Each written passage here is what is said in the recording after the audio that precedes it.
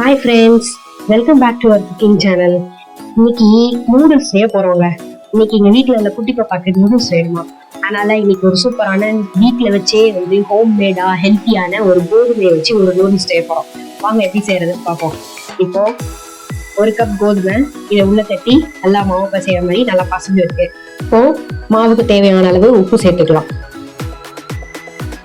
ஒரு 2 teaspoon oil சேர்த்துக்கோங்க. Hot water ஊற்றி கொஞ்சம் கொஞ்சமா நம்ம நல்லா பசந்து எடுத்து வச்சுக்கலாம்.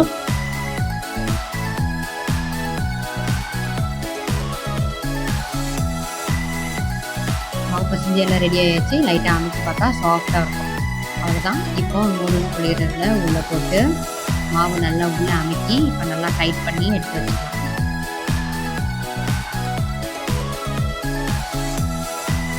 அடுத்து இந்த பேனில் தண்ணி ஊற்றி நல்லா கொதிக்க வச்சு எடுத்துக்கோங்க. கொஞ்சமாக ஆயில் சேர்த்துக்கலாம். இப்போ அடுத்து நூடுல்ஸ் புளிய ஸ்டார்ட் பண்ணிடுங்க. லைட்டாக நூடுல்ஸ் புளிய கொஞ்சம் கஷ்டமாக இருக்கும். இந்த சூட்டோடே அப்படியே உள்ள புளிஞ்சு விட்டுருங்க. ஆறிடுச்சுன்னா அது வராது.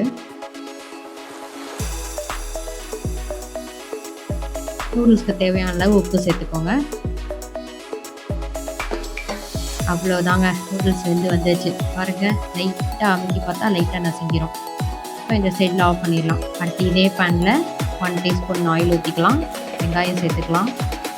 1 டேபிள் ஸ்பூன் இஞ்சி பூண்டு பேஸ்ட் சேர்த்துக்கலாம். இது ஃப்ரை ஆகி வந்தனையும் நீளமாக வெட்டி வச்ச கேரட்டும் அடுத்து நீளமாக வெட்டி வச்ச கேப்சிகமும் உள்ள சேர்த்துக்கலாம்.